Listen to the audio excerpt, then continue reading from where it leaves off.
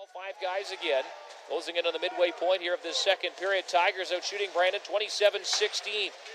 Sillinger dumps this one in and hit the linesman. Here's Johnny Lambos, fanned on the clear. Here's a chance for Sillinger into the high slot on his backhand to the goal, and Patera is able to put a glove on it. And a miscue from Johnny Lambos almost results in a scoring chance. Well, we've had a couple of miscues at both ends of the ice. Connor Gutenberg had just a great chance in the low slot area there and couldn't beat the goaltender Sogard. And then at the other end, Yuri Patera put to the test as well. So giveaways are playing an important part of this hockey game. But then we've also seen some great stand-up goaltending at both sides. Face off to the glove side of Patera again down in the Brandon zone. It's been a real sloppy second period. Teams just kind of throwing pucks around, lots of icings and lots of face-offs. Here's Eric Van Imp, pulls up, shoots, and no screen. Patera makes an easy save again. Well, Medicine Hat Tigers need to get some.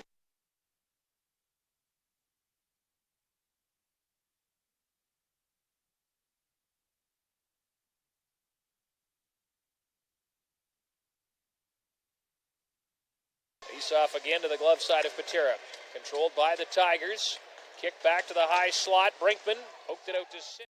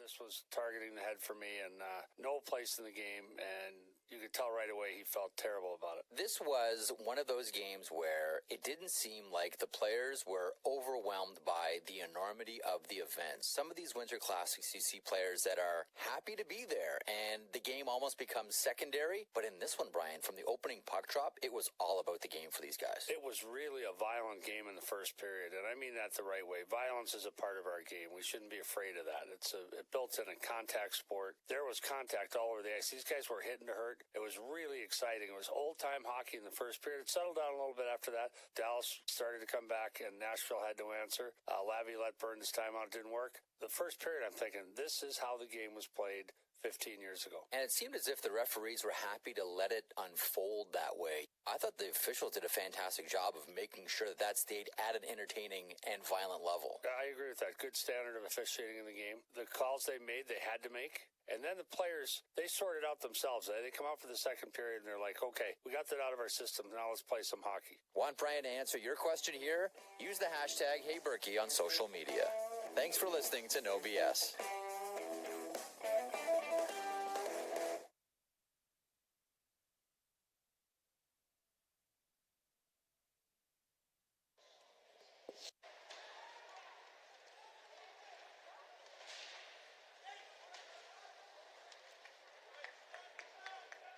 The score, Luca Burzan tying things up just a minute 9 into the second period. Here's Johnny Lambos' shot. His stick shatters in two as he heads to the bench for a line change.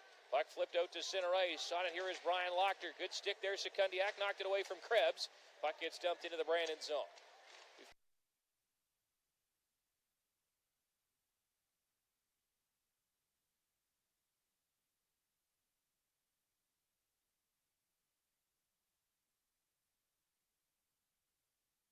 He played off the boards, jumped into the Brandon end. Patera sticks it there for Vinny Iorio, and then decides to pull it back into the glove and get a whistle.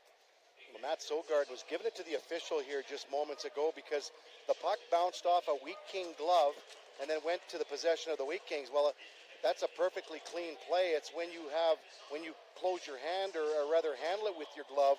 That makes it's a big difference from just ricocheting or bouncing off your glove. And Sogard's giving it to the official, but the official made the right call. It was not a stoppage of play because it ricochets off somebody's glove and onto the stick of your teammate. Did you see the play in Ottawa the other night where Colin White headbutted the puck into the net? Did No, you see that? no. So the goaltender made the save. The puck went straight up in the air, and as it was coming down, Colin White just like a rhino hit the puck out of the air. No goal. They said you can't do that. You can't direct but it's it not in? even. It's not really in the rule book. Nobody really knows. Yeah, I've never heard of that one because before. I've seen guys fall down and have it go off their helmet and in, Yes. and it's a goal. But I guess you can't direct it with You your can't head. direct it, okay. Here's Johnny Hooker on a 2-on-1 centering pass, and Sogard made a big save as Connor Gutenberg went to the front of the net, and a pass came across from Johnny Hooker, and they couldn't finish. And the puck is actually stuck in Sogard's pad as we get a bit of a scrum after this. Braden Schneider with a bit of a chintzy little chirp in front of the goal. Well, Hooker does a great job, great patience as he waits and waits out the defenseman who's laid right out to try to block away that passing lane.